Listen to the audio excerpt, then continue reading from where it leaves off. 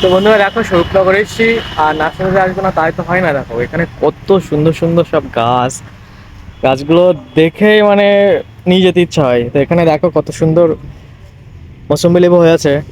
আর এইদিকে দেখো সব ফলের গাছ, ছোট ছোট সব ফলের গাছ, দেখো লিচু গাছ, আম গাছ, সবেদা গাছ। তো প্রচুর গাছ আছে এখানে। গাছগুলো দেখতে সত্যি অনেক ভালো লাগে আর কি।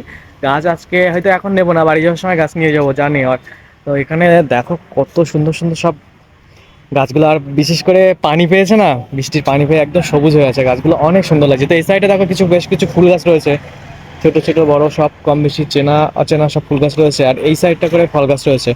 আমার দুটো তিনটে ফল গাছ নেওয়ার আছে।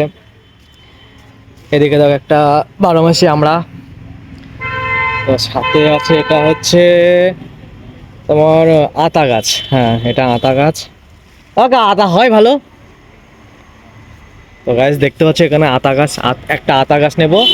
আর হচ্ছে একটা মালটা নেব, মালটা বা মৌসম্বি যাই বলো না কেন।